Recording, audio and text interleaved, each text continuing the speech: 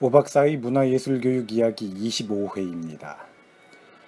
이번 회에는요, 제 학생들이 자신들의 경험을 바탕으로 해서 말하는 문화예술교육의 효과에 대해서 말씀드리도록 하겠습니다. 학생들이 과제물로 제출했던 내용들인데요. 자신들이 목격하거나 경험했던 문화예술교육의 효과들 중에서 사례 2가지만 여러분들께 소개해드리도록 하겠습니다. 그러면 학생들의 글 2편을 제가 읽어드리겠습니다. 지금으로부터 8, 9년쯤 전 일입니다. 외할머니께서는 오랫동안 불편한 허리로 고생하셨습니다. 어느 날 허리를 다치시고 움직이기가 힘드셔서 허리 시술을 하셨습니다.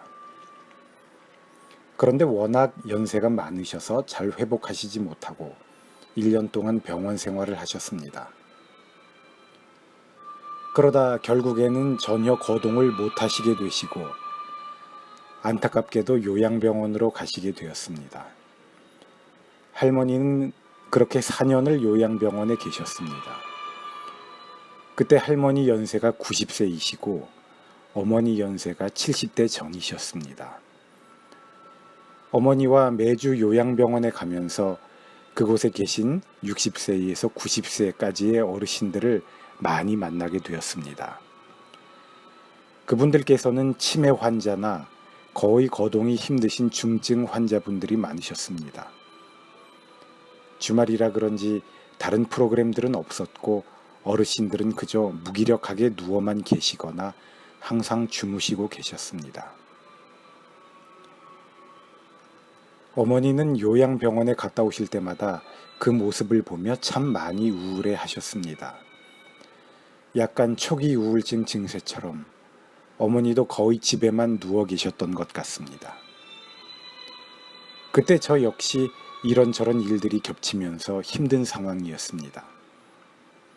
그 무렵 도서관이나 구청, 복지관 등에서 여러 문화예술교육 프로그램이 있다는 것을 막 알게 되었습니다.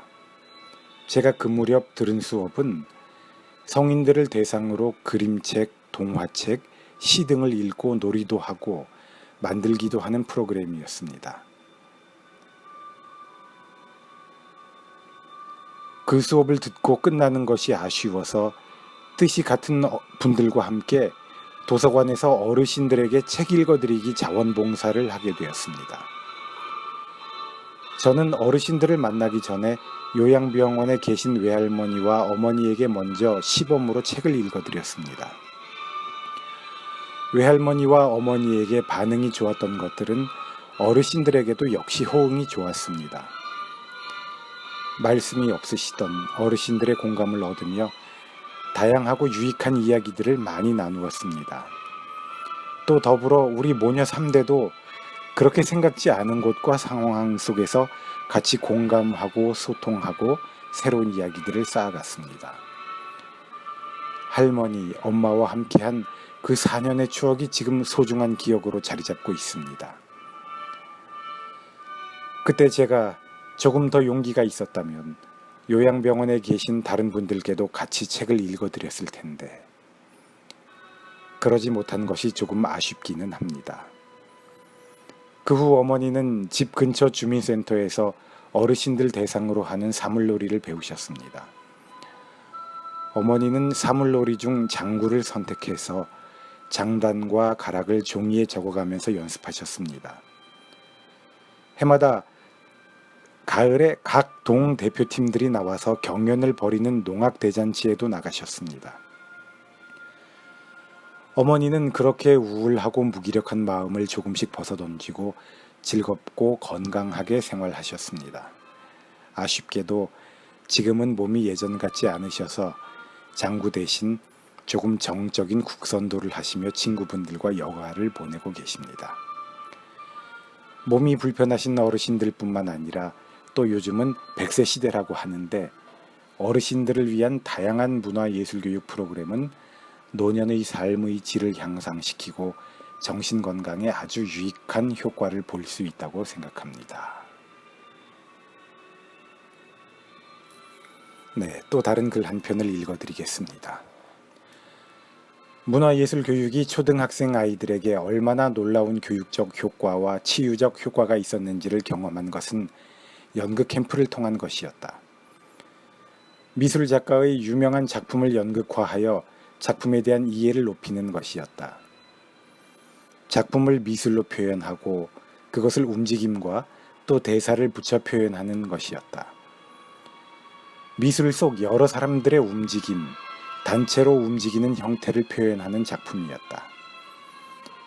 그것을 아이클레이로 그림으로 먼저 이미지화하는 작업을 하였는데 여러 사람의 무리들, 단체의 무리를 아이들은 정말 다양하게 표현하였다.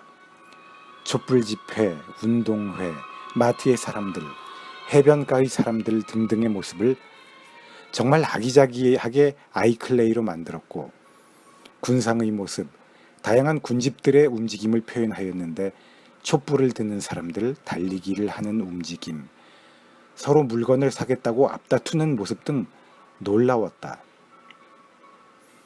그리고 이미지화한 것을 장면으로 표현하고 그의 형태로 만들어가는 심화 작업을 하였는데 공연에 대한 두려움, 부담감, 거부감이 아니라 어렸을 때 했던 소꿉놀이를 하네?